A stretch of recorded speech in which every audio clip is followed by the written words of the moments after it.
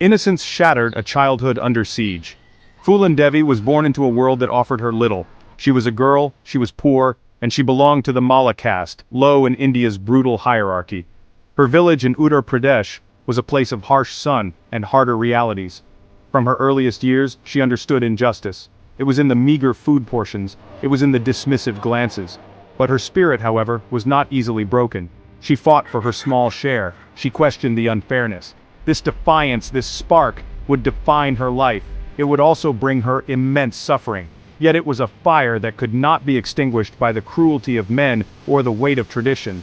Her childhood was stolen from her. At only 11, she was forced into marriage. Her husband was a much older man, a man who saw her as property. The marriage was a cage. He was cruel, he abused her. She endured this torment for a time. No child should face such horrors. Phoolan was small, vulnerable, yet a core of steel was forming within her. She yearned for escape, for a life beyond this daily degradation. The world outside her village was unknown, but it could not be worse than the prison her marriage had become. She eventually fled, a desperate act of self-preservation. Returning to her family village offered no solace. She was considered disgraced property. A woman who left her husband was an outcast. Whispers followed her, accusations were leveled against her. Then came a false charge of dacoity, of banditry. It was a convenient way for powerful men in her village to silence her, to punish her defiance. The Bemai Inferno, from victim to avenging fury. Phoolan's life took another dark turn. She was abducted by a gang of dacoits. Yet within this brutal world she found an unexpected protector. Babu Gujar, a gang member, desired her. But Vikram Malla, another dacoit of her own caste, intervened. He killed Gujar. He treated Phoolan with a degree of respect she had rarely known. With Vikram, she learned the ways of the ravines. She learned to shoot. She became a dacoit herself, a woman navigating a violent, male-dominated world. This period was complex.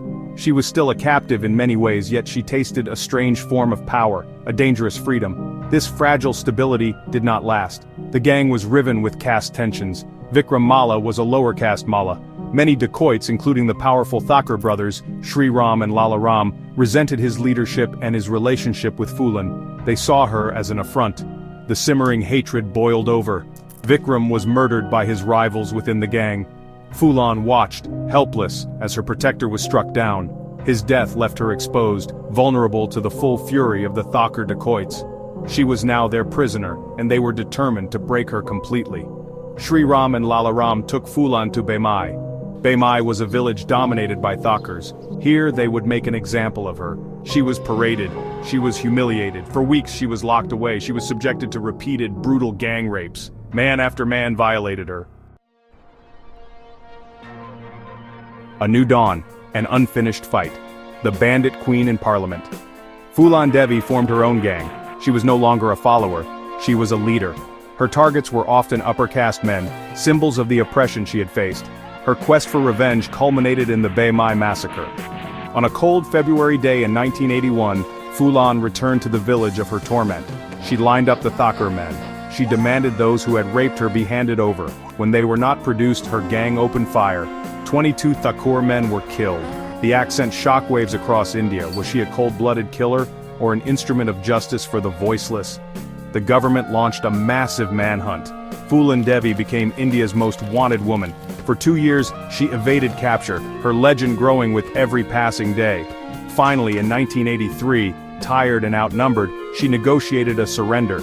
She did not surrender to the Uttar Pradesh police, whom she deeply distrusted. She surrendered in Madhya Pradesh on her own terms. She laid down her rifle before a portrait of the goddess Durga. She was imprisoned for 11 years, without trial for many of them. Her incarceration was a period of limbo, but her story continued to resonate with millions. Upon her release in 1994, the political landscape beckoned. Phoolan Devi, the former bandit, transformed once more. She became a politician. She was elected to the Indian Parliament, a member of Parliament representing the Samajwadi Party. It was an astonishing journey, from the ravines of Chambal to the halls of power in Delhi.